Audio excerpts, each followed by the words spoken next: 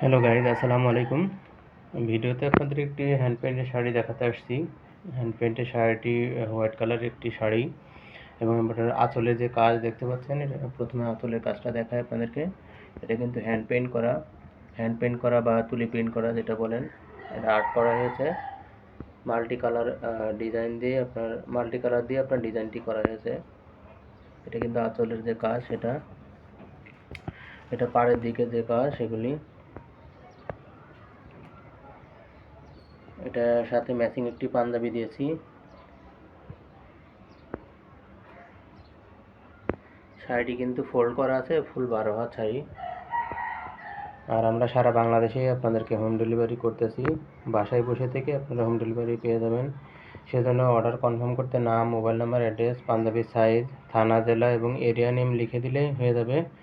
আমাদের নাফিসা ফ্যাশন শপে কনফার্ম করতে পারেন, অথবা আমাদের ইউটিউব চ্যানেল nafisafashion.com আছে, ওখানে দেখতে পারেন আমাদের অ্যাভেলেবেল কালার বা অ্যাভেলেবেল ডিজাইন আছে আমাদের, সেগুলো দেখে নিতে পারেন।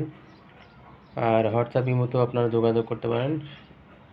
তো কালারটি ভালো লেগে থাকলে বা ডিজাইনটি ভালো লেগে থাকলে আমাদেরকে নক দিতে পারেন, অথবা আমাদের হোয়াটসঅ্যাপ ইমোতে অর্ডারটি করে দিতে পারেন। সাথে আপনারা যে কোনো সাইজের পাঞ্জাবি আপনারা নিতে পারেন আমাদের কাছ থেকে। জাস্ট বলে দিলে হবে যে পাঞ্জাবির সাইজ।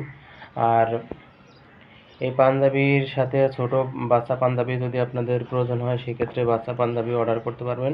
16 থেকে 46 পর্যন্ত আমাদের অ্যাভেলেবেল সাইজ। তো যে কোনো সাইজ আপনারা নিতে পারেন। আর এটার প্রাইস রাখতেছি আমরা অনলি 900 টাকা। অনলি 900 টাকায় এত সুন্দর শাড়ি এবং পাঞ্জাবি পাচ্ছেন। ও হ্যাঁ, আর শাড়িটির ডিটেলস বলে দিচ্ছি আপনাদেরকে। শাড়িটি হচ্ছে হাফ সিল্কের উপরে হ্যান্ড পেইন্ট করা ডিজাইন।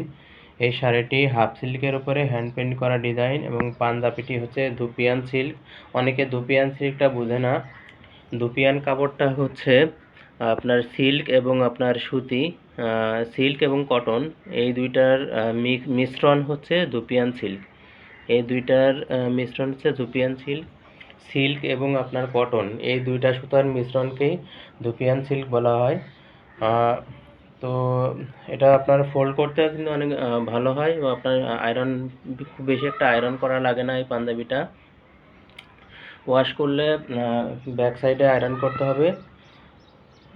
ওয়াশ যদি করেন তাহলে শ্যাম্পু ওয়াশ করতে হবে, এবং আয়রন করলে ব্যাক সাইডে আয়রন করতে হবে। তাহলে জাস্ট আপনার কাপড়টি ভালো থাকবে এবং অনেক দিন আপনারা ইউজ করতে পারবেন।